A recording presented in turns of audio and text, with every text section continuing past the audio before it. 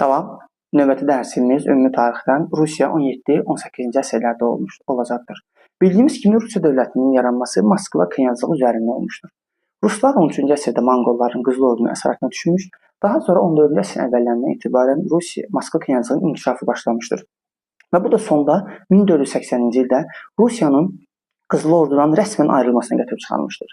Daha sonra 15-ci sonlarında birləşdirmə siyasəti başlanmış 3-cü İvan tərəfindən. 16-cı əsrdə isə birləşdirmə baş çatmışdır.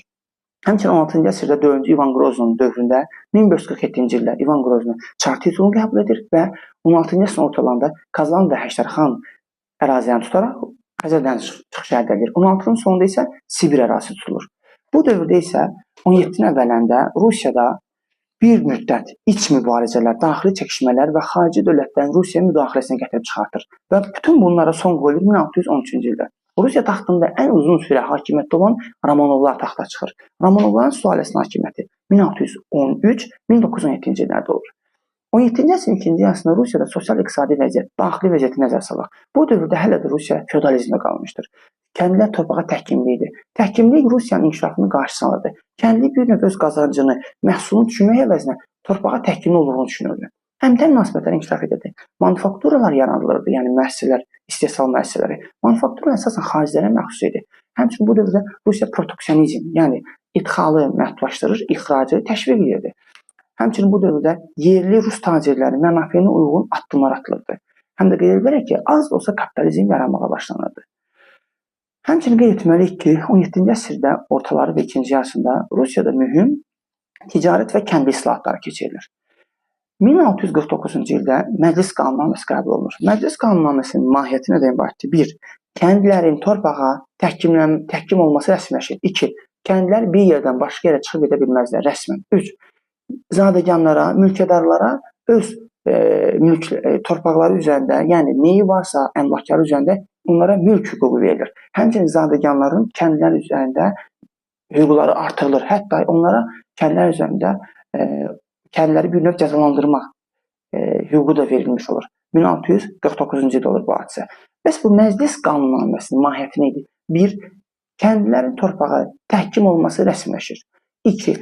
Rusiya hökuməti bunu etməklə mövcud xalq kütlələrini, mövcud üsyanları boğdurur, qarşısını alır. Belə ki, 17-ci əsrin ortaları və ikinci yarısında Rusiya davamlı kəndi üsyanları olurdu. Səbəb isə vergi və təbii ki, feodalizm olacaqdır. Həmçinin dediyimiz kimi bu dövrdə Rusiya öz tacirlərinin xeyrinə islahatlar keçirirdi. Bunlardan biri isə 1667-ci ildə olmuşdur. Xarici tacirlərə Rusiyaya gələrək pərakəndə, yəni az-az belə deyək, istədiyi yerdə mal satmaq qadağan olunur. Onlar gəlib burada topdan nədir? Ucuz qiymətə Rus tacirləri məhsulların hamısını verib getməli idilər. 17-ci əsrin ikinci yarısında Rusiyanın xarici siyasəti məqsədlər qoymuşdur Rusiya qabağına. 1. Qara dənizə çıxış əldə etmək. 2. Baltika çıxış əldə etmək. 3. Ukrayna və Belorusiyanı tutmaq. 17-ci əsrin ikinci yarısında Rusiya Səfəvilər dövləti ilə, Rəspospolita və Osmanlı ilə müharibələr apardı. Səfəvilər müharibəsinin azad tarixindən bilirik ki, Şimali Qafqazda 1653-1662-ci illərdə Səfəvilər dövlətinin üstünlüyü nəticələndi. Daha sonra Ukrayna uğrunda Rəspospolita ilə müharibə etdi. Bu zaman Kazakların Rəspospolitaya qarşı üsyan etməsi Rusiyanın işinə yaradı.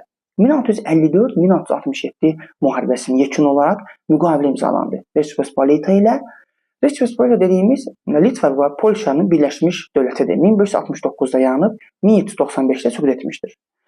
Müqavilənin şərtinə görə Rusiya Kiyev şəhəri daxil olmaqla sol sahil Ukraynasını və Belorusiyanın bir hissəsini tutmuş olur. Daha sonra həmin ərazilər uğrunda Osmanlı ilə müharibə aparır. 1676-1681 müqavilə imzalanır 1681-ci ildə. Şərtinə görə Osmanlı tanıyır ki, Kiyev daxil olmaqla sol sahil Ukraynası Rusiyaya məxsusdur. Beləcə 17-ci əsrin ikinci yarısında Rusiya qarşına qoyduğu məqsəddən yalnız az hissəsinə çatır. Ukrayna və Belorusiyanın bir hissəsini tutmuş olur. Sonra Rusiya taxtına Romanovlar sülaləsinin ən qüdrətlisi olan 1-ci Pyotr çıxır. 1682-1721. Pyotr taxta çıxandan sonra ilk işlərindən biri Rəspospolita dövləti ilə barışır. 1686 tarixi Rusiya və Rəspospolita barışığı olur. Nəyə görəsən? Belə ki, burada Osmanlı amili var. 1683-cü ildə Osmanlı gedir ikinci dəfə Viyananı mühasirəyə alır, məğlub olub geri qayıtır. Artıq xristian dövlətləri ürəklənirlər Osmanlı udmaq üçün. Papanın başçılığı ilə 1684-cü ildə Osmanlıya qarşı müqəddəs birlik qurulur. Bura daxil olmaq üçün, çünki burada müqəddəs birlikdə Reç Pospolita var. Rusiya bura daxil olmaq üçün Reç Pospolita ilə barışmalı idi. Beləcə 1686-cı ildə müqavilə imzalanır. Müqavilənin şərtinə görə Rusiya Reç Pospolita tarixi düşmənçiliyini son qoyur. 2. Reç Pospolita tanıyır ki, Kiyev daxil olmalısı olsa, Ukraynası Rusiyaya məxsusdur. 3. Rusiya müqəddəs birliyə, Osmanlıya qarşı ittifaqa daxil olur. 4. Rusiya Reç Pospolitanın daxilindəki xristian, pravoslav məzhəbində olan adamların üzərində hüquq, onları himayə etmək hüququnu almış olur. Daha sonra Pyotr 17-nin sonunda həm cənubi yürüş edir Osmanlı üzərinə. Belə ki, cənub yürüyüş nəticəsində o Osmanlıdan Azovu qoparmış olur, Azov qalasını. Və 17-nin sonunda həmçinin Krım üzərinə yürüş təşkil edir. Amma bu uğursuzluq nəticələnir. Və son olaraq 17-ci əsrin sonunda Avropaya böyük bir səfər gerçəkləşdirir. Səbəbi nə idi? Avropadan elm və texnikanı öyrənmək və ticarəti inkişaf etdirmək. 2. Osmanlıya qarşı ittifaq qurmaq.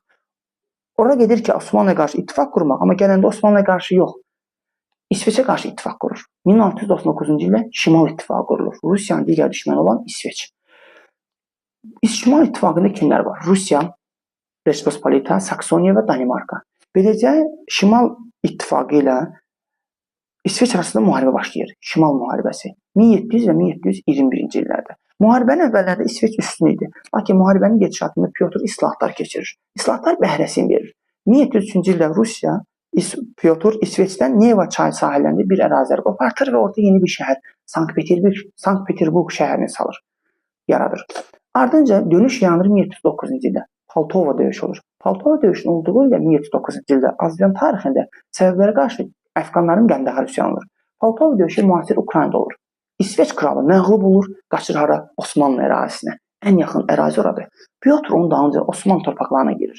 1711-ci ildə Prut deyilən ərazidə Osmanlı tərəfindən mühasirəyə alınır və uğursuzluq nəticəsində Prut yürüşü.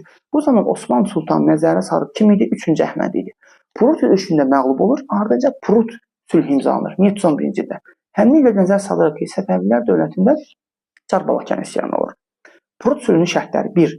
Osmanlı 17-ci əsrin sonunda belə deyək, Rusiya 17-ci əsrin sonunda Osmanlıdan aldığı Azov qalasını geri qaytarır. Rusiya Osmanlıya qaytarır Azov qalasını.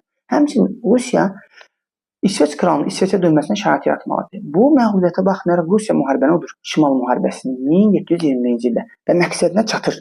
Baltik dənizinə çıxış əldə edir. Və bu müharibədən sonra Senat Pyotra imperator titulunu verir və Rusiya imperiya olunur. Və demək ki, Rusiyanın ilk imperatoru 1721-ci ildə 1-ci Pyotrdur. Həmçinin qeyd etməliyik ki, 1-ci Pyotrun zamanında 1722-1723-cü illərdə Azərbaycan Səfəvilər dövlətinin yürüşü olunur. Bu yürüşün nəticəsində Dərbənddən Gilan daxil olmaqla Xəzər sahili ərazilər tutulmuş olur. Həmçinin bilirik ki, Azərbaycan tarixində Pyotr Azərbaycanın ermənilərin köçürülməsi haqqında fərman verir. Pyotrun daxili siyasəti islahatlar keçirir. İdarəetmə, hərbi sahədə, inzibati sahədə, dini sahədə və elmi, texniki təhsil sahəsində.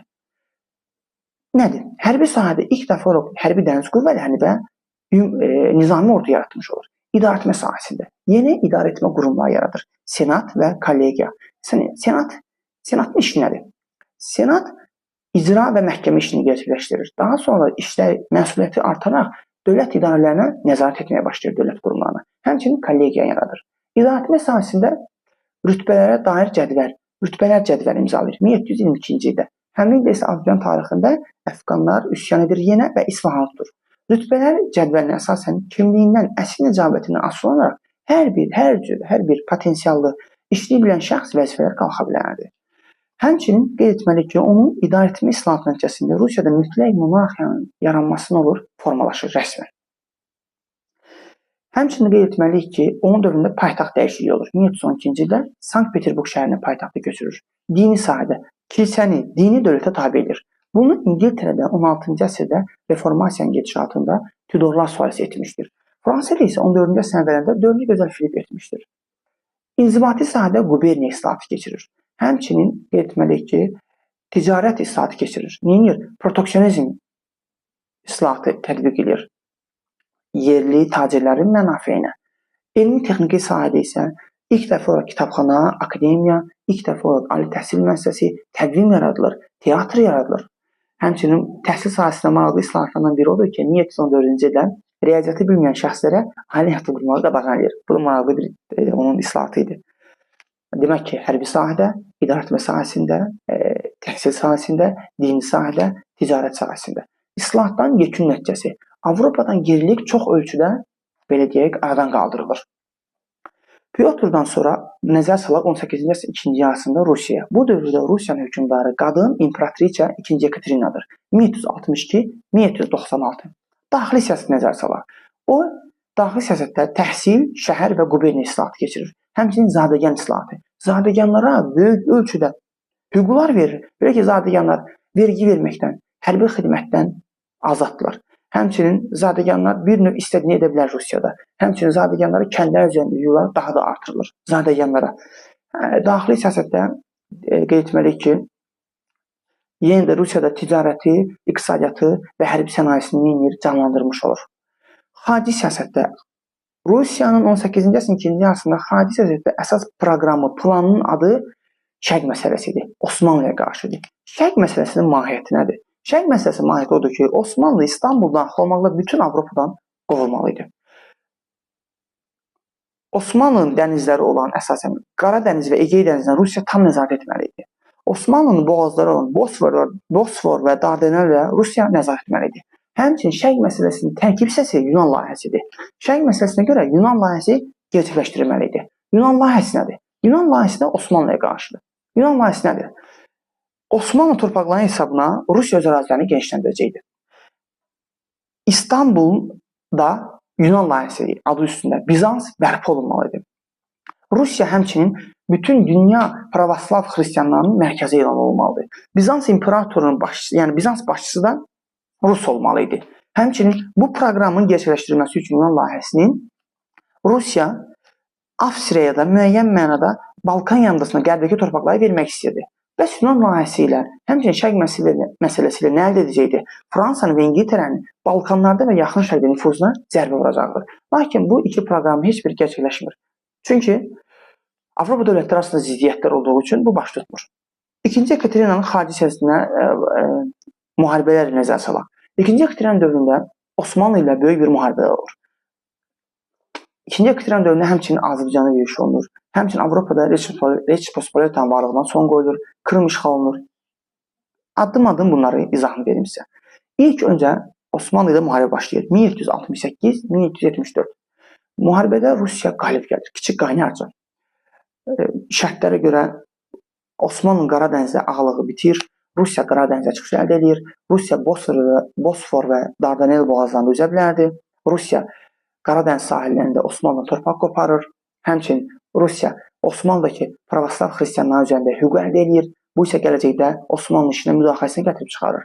Həmçinin Rusiya Osmanlıdan Krımı ayrılmış olur və ən əsası Rusiya Qara dənizə çıxış əldə edir. Ardınca isə 1783-cü ildə Rusiya Krımı işğal edir və 1783-də Şərqi Gürcüstanı özündən asıla salır. Və anlayır ki, Osmanlı buna barışmaz. Ona görə anında Avstriya ilə ittifaq bağlayır. Başlayır hərbisini gücləndirməyə. Və ona görə də Osmanlı ona müharibə elan edir ardınca. 1787 yeni Rus-Osmanlı müharibəsi başlayır. 1787-ci il, 1791-ci illərdə bu müharibədə Rusiya Avstriya müttəfiqdir. Yenə Rusiya qalib gəlir. 1791 Yatsı müqaviləsi imzalanır. Müqavilənin şərtinə görə Rusiya yenə Qara dəniz sahillərində Osmanlıdan ərazi qoparır. Əgər Kiçik Qaynarcada Dnepr və Bug çaylar arası əraziləri qoparmışdısa Rusiya, Yassıda Dnestr və Bug çayları arasındakı ərazini qoparır. Həmçinin Osmanlı tanıyır ki, Krım Rusiyaya məxsusdur. Həmçinin Osmanlı Rusiyanın şərqi Gürcüstandakı ağalığını tanımış olur. Həmçinin nə dedik orada? Rusiya qəti olaraq Qara dənizə möhkəmlənmiş olur. 2-ci Ekaterina ardınca 1795-ci ildə Avropada Reç Pospolita dövlətinin bölüşdürülməsində iştirak edir və Reç Pospolita dövləti süqut edir 1795-ci ildə. Kimlər arasında bölüşdürülür Reç Pospolita? Rusiya, Avstriya, Prusiya. Bu bölüşdürmə nəticəsində ən çox Rusiya 2-ci Ekaterina torpaq sahibi olur. Belə ki, o bu bölüşdürmə nəticəsində Belarusiyanın tamamını, Ukraynanın yerdə qalan digər hissələrini almış olur əlinə. Ardınca 2-ci Ekaterina dövründə 1796-cı ildə Azərbaycana yürüş olur. Xanlıqlar bölməsində biz bunu bilirik. Dərbənd, Quba, Bakı və Gəncə xanlıqları tutulmuş olur. Lakin 1996-cı ildə o ölür, onun yerinə çıxan oğlu Pavel isə nə edir? Rusiyanın qoşunları geri çəkir. Həm Birinci Pyotrun həm də ikinci Ekaterinanın oxşar islahatları var, tədbirləri var. Daxili siyasətdə islahatlar keçirməsi, xarici siyasətdə Osmanlı ilə müharibə edib hər ikisi, xarici siyasətdə hər ikisi Azərbaycana yürüş etmişdir və bu da onların oxşarlıqlarıdır və hər ikisi də ölkənin ərazilərini genişləndirmişdir.